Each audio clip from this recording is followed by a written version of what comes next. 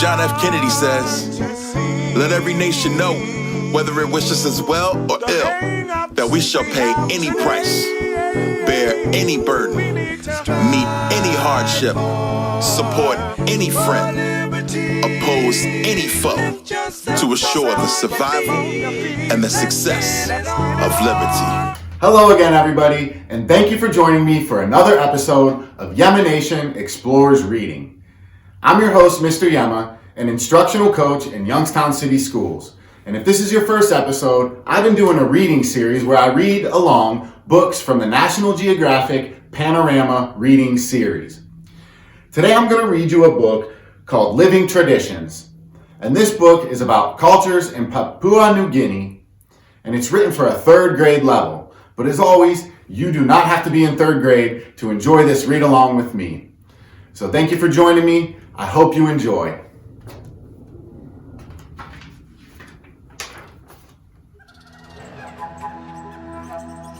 Living Traditions by Christina G. Mittermeier, Jennifer Peters, and Cheryl Block. Painted People by Christina G. Mittermeier. Meet the people of Papua New Guinea. On a large island in the South Pacific live some of the most diverse people in the world. They are the people of Papua New Guinea. They live in small groups, each with a different language and with different customs and beliefs. As a photographer, I have taken pictures of people all over the world, but it's these people I love best. That's why I could barely contain my excitement as my friends and I floated up a river deep in the Papuan jungle. We were searching for a particular group of people called the Huli. Soon a village came into view. We looked for people, but we didn't see them, so we docked. I grabbed my camera and jumped out of my boat. Suddenly, painted faces surrounded me. The indigenous people welcomed me. Indigenous people are related to the first people in a place. As I greeted them, I thought about the thousands of years their ancestors had lived in this beautiful place. Tribal life. Though the country is no bigger than the state of California, more than 1,000 separate groups live in Papua New Guinea. Some do not get along with their neighbors. These groups have been at war for hundreds of years. There are disagreements about land, natural resources, and religious beliefs. Luckily, cliffs and jungles keep some groups apart. That helps to keep them from fighting. Each group has a different culture, or way of life. It includes language, food, and more. Learning about each culture helps me understand people. Take the Huli, for example. Men and women live apart, even when they are married. Men hunt and wear colorful wigs, while women do most of the work. Huli women raise kids, grow sweet potatoes, care for pigs, and help maintain their community. Island masterpieces. The center of that community is the Spirit House. Spirit houses are some of the most important buildings in the Huli culture and most other cultures on the island. They are sacred places where people worship gods. In many groups, only men are allowed to go inside the spirit houses. I am a woman, but I paid to go inside a spirit house. I did not have any idea what the inside of a spirit house would look like. What I saw inside stunned me. It was filled with beautiful objects, including shields, statues, and large hooks. Each one of them had been carefully painted. They were all amazing works of art. Lost in translation. There are 850 languages spoken in Papua New Guinea, more than in any country in the world. Still, I tried to communicate with people despite not knowing their language. Sometimes I didn't know what they were saying to me, which led to confusion. For example, I did not understand what one man was saying to me at a local market. He walked up to me carrying a poisonous plant covered with needles. He smiled and rubbed the plant on my arm. Ouch! It stung. I did not know why he did that to me, but I acted like it did not hurt. He looked puzzled and walked away. Still, most of the time, I was able to communicate fairly well. Through gestures and facial expressions, I could usually show people here how I felt and what I wanted. Luckily, I was usually able to understand them too. That's important. Understanding how other people see the world helps me understand my own world better. Fabulous festivals. One morning at the end of my trip, I went to Mount Hagen, a tall mountain in the middle of Papua New Guinea. Some groups were having a festival there. I hoped they wouldn't mind that I invited myself to their big party. More than 40,000 people went to the festival. They celebrated their past. They wore colorful costumes. They danced, told stories, and had fun for many days. I walked around with my camera, snapping shot after shot. Drums thundered and feathers swayed. I saw people with great hats made out of ferns and other plants. I saw some men who wore whitish-gray body clay and spectacular masks made of mud. I saw huli men with giant wigs decorated with colorful bird feathers. Plenty of photos. Soon a line formed near me. Painted people wanted me to take their pictures. I snapped photo after photo until I had gone through 100 rolls of film. I could not stop. The people were so beautiful.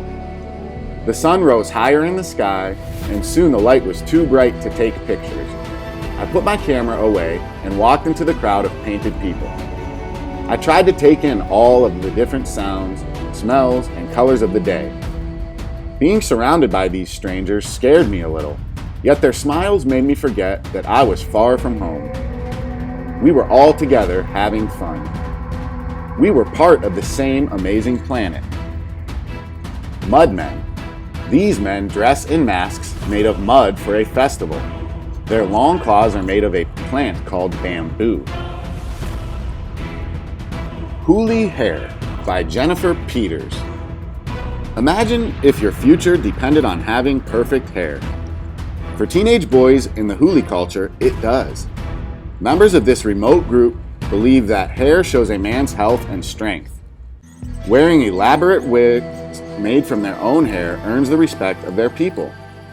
So to huli males, nothing is more important than growing great hair. A hidden people.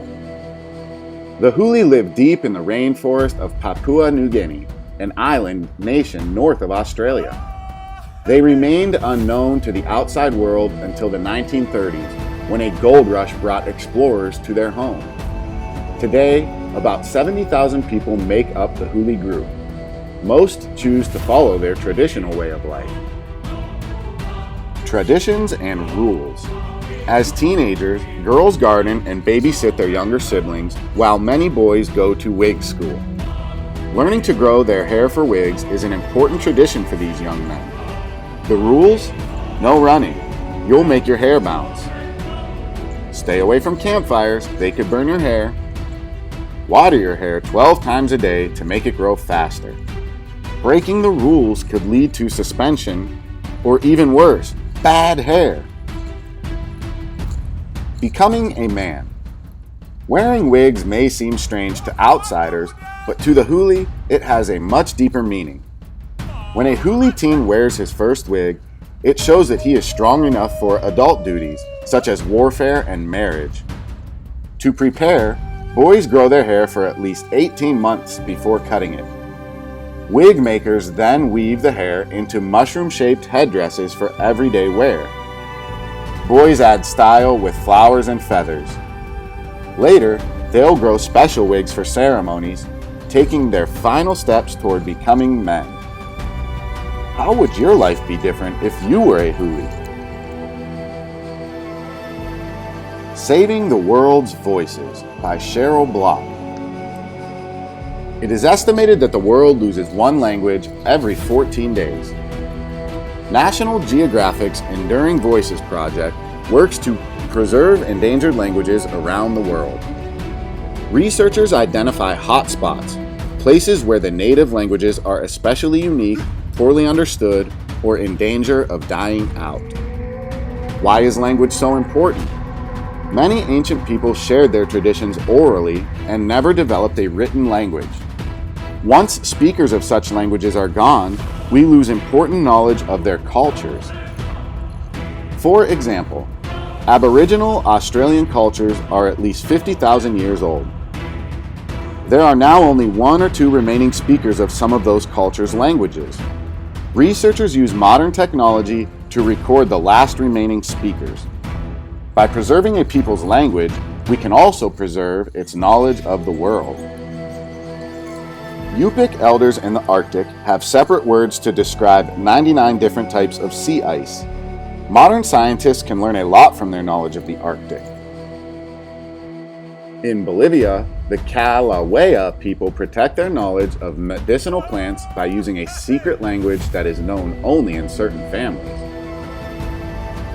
This example of Minyak text shows another way to save a language. In Tibet, researchers created the first written form of an ancient language, Minyak. Community members then printed a Minyak textbook for local schools. While recording endangered languages in India, researchers discovered a hidden language, Koro. It is spoken by only 800 to 1,200 people within a larger 10,000 person tribe.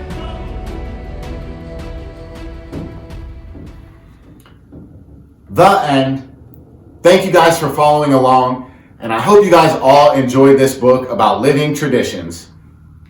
I know you're probably used to me reading science books to you, but today I wanted to switch it up a little bit and read a book to you about cultures around the world. I always love exploring and I always love learning about new cultures, but my most favorite thing is trying their food. I think every unique culture in the world has a dish or a flavor that's just worth trying, and it's probably amazing. So with that being said, I want to end today's episode. Thank you guys again for tuning in.